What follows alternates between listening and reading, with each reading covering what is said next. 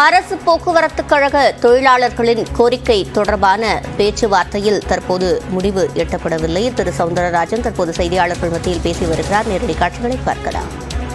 எல்லா வகையிலும் அதை அமுல்படுத்த வேண்டும் என்று தீர்ப்பு கொடுத்து விட்டார்.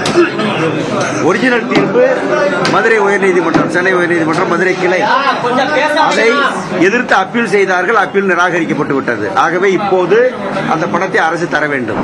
எந்த தாமதமும் இல்லாமல் ஓய்வூதியர்களுக்கு கடந்த 8 ஆண்டுகளாக நிலுவையில் இருக்கிற பணத்தை, அதே மாதிரி மற்றவர்களுக்கு நிலுவையில் இருக்கிற பணத்தையும் உடனடியாக செட்டில் செய்ய சொல்லியிருக்கிறோம். அதே மாதிரி பணியில் இருக்கிற தொழிலாளர்களுக்கு 14 மாதங்களாக ஓய்வூதியம் நம்முடைய பஞ்சப்படி பாக்கி இருக்கிறது. அதற்கான நடவடிக்கையும் விரைந்து நீங்கள் எடுக்க வேண்டும்.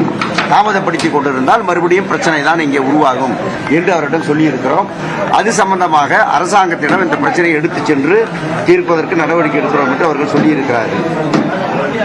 அதே மாதிரி ஓய்வூதியருடைய இந்த பிரச்சனையை பற்றி பேசுகிற போது ஒரு முக்கியமான ஒரு விஷயம், மறுக்க முடியாமல் அன்றைக்கு ஏற்கனவே ஏதேதோ செய்து சொல்லிக் கொண்டிருந்தார்கள்.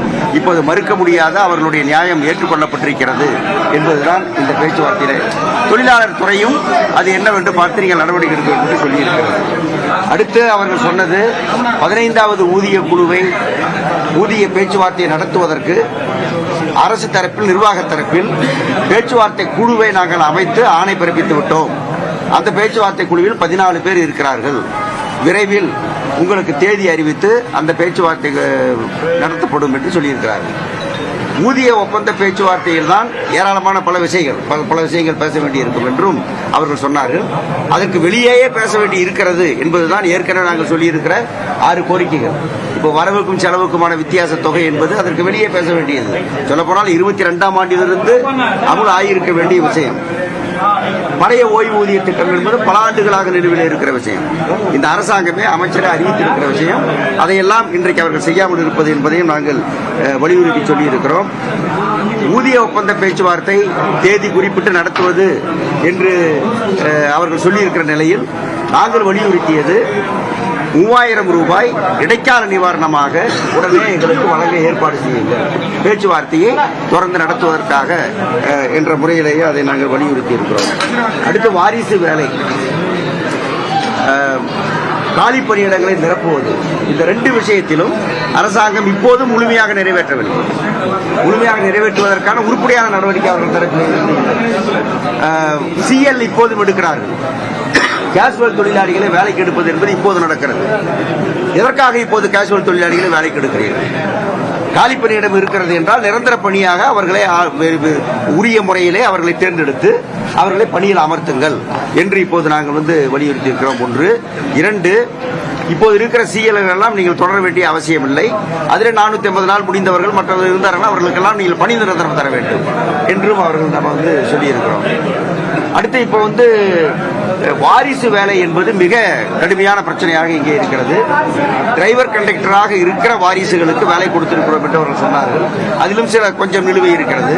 டிரைவர் கண்டக்டர் அல்லாத 10ஆம் வகுப்புக்கு கீழே படித்திருக்கிற, அந்த கல்வி தகுதிக்கு கீழே இருக்கக்கூடியவர்களுக்கு வேலை என்ன என்பதுதான் கேள்வி. அவர்கள் கிட்டத்தட்ட 2500க்கும் மேற்பட்டவர்கள் இருக்கிறார்கள். அவர்களுக்கு வேலை தர தேவையில்லை என்பதை மறைமுகமாக எப்படி போட்டிருக்கிறார்கள் என்றால், attender, peon, pump operator, security guard, இந்த மாதிரியான வேலைகள், தோட்டத்துறை வேலைகள், இப்படிப்பட்ட வேலைகளுக்கு ஏற்கனவே நிரந்தர தொழிலாளிகள் எடுத்துக் கொண்டிருந்தார்கள். இப்போ அந்த பணி முழுவதும் வெளிமுகமை அவுட் சோர்ஸ் பண்ண வேண்டும் என்று ஒரு ஜியோவை அரசாங்கம் போட்டிருக்கிறது. இதற்கு முன்பு அரசாங்கமே போட்டுவிட்டது. அந்த ஜியோவை காட்டி அந்த பணிகளுக்கு நாங்கள் ஆள் எடுக்க முடியாது என்று சொல்லி இந்த தொழிலாளிகளுக்கு வேலை மறுத்துக் கொண்டிருக்கிறார்கள். ஆகவே அவர்களுக்கு அந்த ஜியோக்களை ரத்து செய்து வேலை வழங்க வேண்டும். இல்லாவிட்டால் அந்த குடும்பங்கள் மிகப்பெரிய அளவுக்கு பாதிக்கும். 14 ஆண்டுகளாக காத்திருக்கக்கூடியவர்களும் இருக்கிறார்கள் என்பதை அவர்களுக்கு ஞாபகப்படுத்தி நாங்கள் சொல்லியிருக்கிறோம். அதற்கு பிறகு போன பேச்சுவார்த்தையின் போது, வேலை நிறுத்தத்தின் போது எந்த ஈடுபட்டவர்களுக்காக பழிவாங்கும் நடவடிக்கை கூடாது என்று உயர்நீதிமன்றமே சொல்லியிருக்கிறது. நாங்களும் அதை கோரிக்கையாக வைத்திருந்தோம். அவர்கள் ஏற்றுக்கொண்டார்கள். ஆனால் அதற்கு பிறகும் பல கழகங்களில், மதுரை கழகம், புதுக்கோட்டை கழகம், விழுப்புரம் கழகம், திண்டுக்கல் கழகம், இப்படி இருக்கிற இந்த எல்லா கழகங்களிலும் இடமாற்றம், வண்டியை விட்டு இறக்குவது, ஆப்ஷன் போடுவது, இது போன்ற அதாவது வண்டியினுடைய ஓடும் தூரத்தை அதிகப்படுத்துவது போன்ற பலவிதமான நடவடிக்கைகளை பல கழகங்களிலே எடுத்திருக்கிறார்கள். அதற்கான விவரங்களை கொடுத்து இந்த நடவடிக்கைகளை எல்லாம் கைவிட வேண்டும் என்று சொன்னோம். இதற்கு இடையில் இந்த இடமாற்ற உத்தரவை எதிர்த்து மதுரையிலே உயர்நீதிமன்றத்தில் தொடுக்கப்பட்ட வழக்கில் அந்த இடமாற்றம் ரத்து செய்யப்பட்டிருக்கிறது, தடை செய்யப்பட்டிருக்கிறது. மீண்டும் அவர்களுக்கு வேலை வழங்கியிருக்கிறார்கள். ஒவ்வொன்றுக்கும் நீதிமன்றத்திற்கு நாங்கள் செல்ல வேண்டும், ஒவ்வொன்றுக்கும் நீதிமன்றத்தில் போய் தடை பெற வேண்டும், இல்லாவிட்டால் ஆணை பெற வேண்டும், அதற்காக ஆண்டு கணக்கில் நாங்கள் காத்திருக்க வேண்டும் என்று சொன்னால் என்ன கவர்மெண்ட், என்ன ஆட்சி, என்ன இது? யாரிடம் பணம் இருக்கிறது? எப்படி தொழிலாளி 2 வருடம் 3 வருடம் 5 வருடம் காத்திருப்பான்? ஓய்வு பெற்ற ஊழியருடைய 8 ஆண்டு பிரச்சனை பாருங்களேன். இப்போது உச்சநீதிமன்றம் சென்று நாங்கள் ஆகவே இது தொழிலாளிகளை மிக மோசமாக வஞ்சிக்கிற ஏற்பாடாக இருக்கிறது.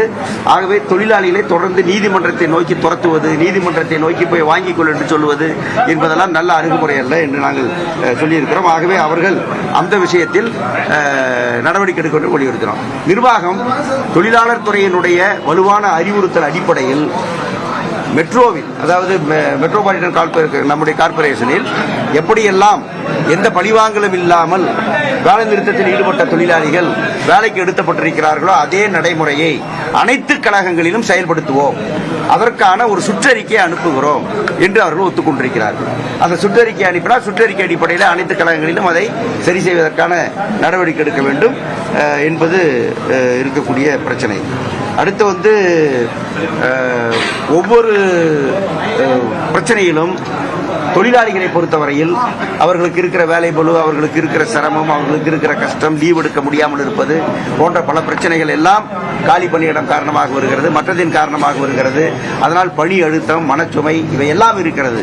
இப்படி இருக்கிற இந்த தொழிலாளிகளுக்கு அவருடைய கோரிக்கையிலும் நியாயம் வழங்காமல் அவர்களை தொடர்ந்து காயப்படுத்திக் கொண்டிருப்பதும் புண்படுத்திக் கொண்டிருப்பதும் நியாயம் அல்ல. ஆகவே மீண்டும் ஒரு போராட்டத்திற்கு நாங்கள் போகாமல் இருக்க வேண்டுமானால் இப்போது அவர்கள் ஒத்துக்கொண்டிருக்கிற அடிப்படையிலே விரைவாக நடவடிக்கை எடுக்க வேண்டும். 15வது ஊதிய பேச்சுவார்த்தையை உடனடியாக தொடங்க வேண்டும். ஓய்வூதியர்களுக்கான பஞ்சப்படியை உச்சநீதிமன்ற தீர்ப்பின் அடிப்படையிலே உடனடியாக அவர்களுக்கு வழங்க வேண்டும். வாரிசு வேலையை நிரப்ப வேண்டும். வரவுக்கும் செலவுக்குமான வித்தியாச தொகையை உடனடியாக அவர்கள் கொடுப்பதற்கான நடவடிக்கை எடுக்க வேண்டும். பழைய ஓய்வூதியம் குறித்து பல மாநிலங்கள் முடிவெடுத்து விட்டன, நாங்கள் வழங்குவோம் என்று சொல்லிவிட்டார்கள். நேற்றைய பட்ஜெட் கூட்டத்திலே கேரளத்திலும் பழைய ஓய்வூதியத்தை நாங்கள் அறிவிப்போம் என்று அவர்கள் சொல்லியிருக்கிறார்கள். இப்படி எல்லாம் நடந்து கொண்டிருக்கிற போது இந்த ஓய்வூதியத்தை நாங்கள் தருவோம் என்று தேர்தல் வாக்குறுதியிலேயே சொல்லியிருக்கிற நம்முடைய அரசு வழங்காமல் இருப்பது சரியல்ல. வழங்குவார்கள் என்று நாங்கள் எதிர்பார்க்கிறோம். அதற்கான நடவடிக்கை அரசு எடுக்க வேண்டும் என்று நாங்கள் இப்போது வலியுறுத்துகிறோம். பேச்சுவார்த்தையில் வலியுறுத்தி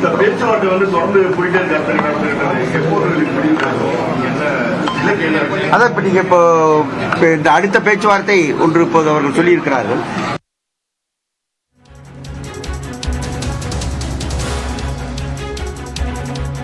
மீண்டும் ஒரு போராட்டம் நடைபெறாமல் இருக்க உடனடியாக நடவடிக்கை தேவை என்று தற்போது CITU தலைவர் சவுந்தரராஜன் செய்தியாளர்கள் மத்தியில் தெரிவித்திருக்கிறார். இது தொடர்பாக பின்வரும் செய்திகளில் விரிவாக பார்க்கலாம்.